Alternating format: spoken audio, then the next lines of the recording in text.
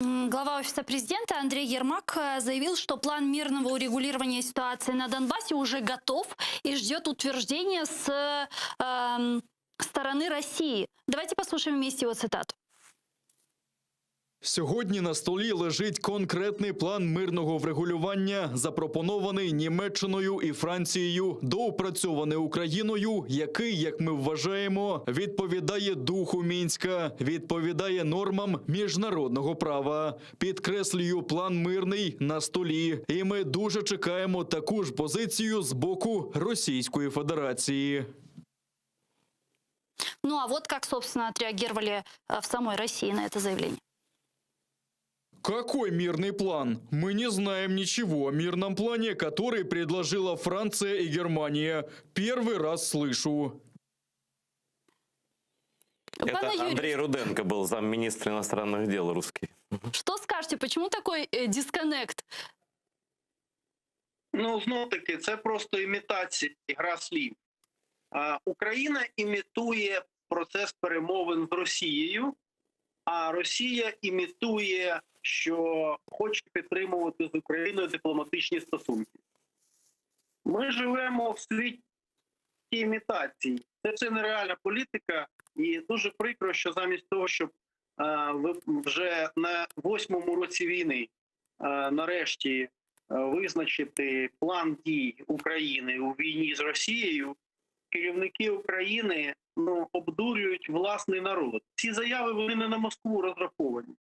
Вони розраховані на українських громадян, українських виборців, яким Банкова хоче показати, що нібито якийсь є шлях, і вона щось робить і у стосунках з Росією, і що є якісь ініціативи успішні. Це повна імітація. Жодної волі нема у Росії йти на мир. План Єрмака Зеленського на примирення з Росією повністю провалився.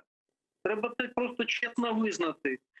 Немає катастрофи, коли державні діячі чесно визнають або помилки, або зміну обстановки, в якій їхні рішення вже починають бути застарілими та неефективними. Проблема головна наших державних діячів – це брехня. Бо коли щось вже не діє, продовжують розповідати, ніби воно діє. І, звичайно, цю фальш і ці лицемірство всі бачать. Тому Україна має від цієї імітації та показушної зовнішньої політики переходити до реальної прагматичної політики, не імітованої.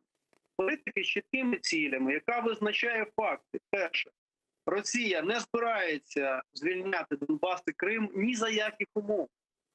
Вона впроваджує політику захоплення, приєднання, фактичного приєднання цих територій, включення населення та усіх ресурсів до складу Російської Федерації і експлуатації цих земель так само, як вона це робить в Абхазії, Осетії і Придністров'ї.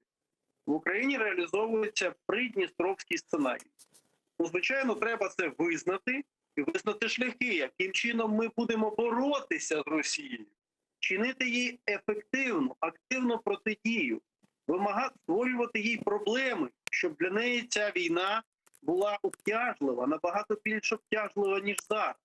Щоб Росія зрозуміла, вона має йти на компроміс, не тому, що хтось з Києва її благає, а тому, що іначе їй боляче, і їй це дуже дорого коштує.